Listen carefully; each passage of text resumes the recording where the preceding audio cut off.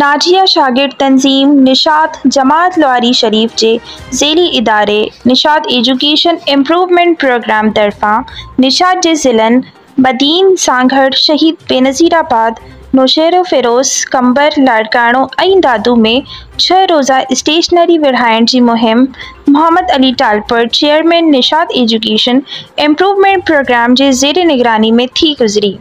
जंहिंमें निशात जी यूनिट लवारी शरीफ, खान साहब अब्दुल रहमान, बान्हो कोरेजो, नूर मोहम्मद कोरेजो, वी मकान तराई, जरार डाहिरी, दुरो डाहिरी, माखंड नाठियाणी, काजी अहमद, मेहराबपुर कोरेजा, मुबारक कलोड़ो,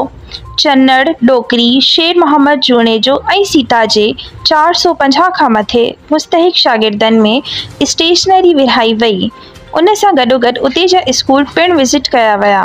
Mohammad Ali Talpur chairman Nishat education improvement programme पंहिंजे ख़िताब में चयो त असां ज़िला कराची ऐं NWO जी मदद सां निशात जे सभिनी ज़िलनि जे 450 खां मथे मुस्तहिक शागिर्दनि खे स्टेशनरी ॾेई संदनि तालीमी सपोर्ट कई आहे, जंहिं ते निशात ज़िला कराची जे सदर मोहतरम आबिद जूनेजो ऐं NWO जा ख़ासि शुक्रगुज़ार आहियूं। निशात एजुकेशन इम्प्रूवमेंट प्रोग्राम जो मक़सदु आहे त असां जमात में तालीमी सुधारे लाइ कमु कयूं। असां पंहिंजे शागिर्दनि खे पढ़ाई में अॻियां वधण जा मौक़ा फ़राहम कंदासीं, जंहिं में मुख़्तलिफ़ जॻहुनि ते लाइब्रेरी ऐं सेंटर्स पिणु खोलिया वेंदा।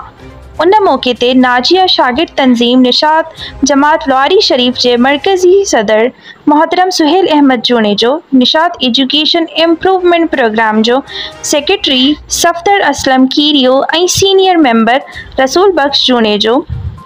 साणस विज़िट में गॾु हुआ ऐं उन्हनि पिणु जाइज़ो वरितो। वधीक बयान में उन्हनि उहो बि चयो त असां निशात ज़िला बदीन जे सदर नबीबुल्ला कोरेजो, वॾेरो गुलाम हुसैन डाहिरी,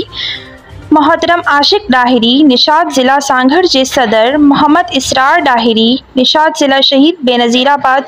जे सदर अली रज़ा डाहिरी, मोहम्मद साजिद डाहिरी, निशात ज़िला नौशेरो फ़िरोज़ जे जॉइंट सेक्रेटरी मोहम्मद नवीद फुरड़ो, ज़िला कंबर जे सदर मोहतरम अब्दुल रहमान जूनेजो, मोहतरम गाज़ी खान जूनेजो, निशात ज़िला लाड़काणो जे सदर मोहतरम सफ़दर हैदर जूनेजो, मोहतरम इरफान जूनेजो, मोहतरम वसीम जूनेजो ऐं आकाश चन्ना, जिन जा तमामु घणा शुक्रगुज़ार आहियूं, जंहिं असां सां ताउन कयो ऐं Nishat education improvement programme Nazia शागिर्द तंज़ीम निशात जमात लवारी शरीफ कराची जे समूरे ज़िले बाडे ऐं NWO जो त दिलि सां शुक्रगुज़ार आहे,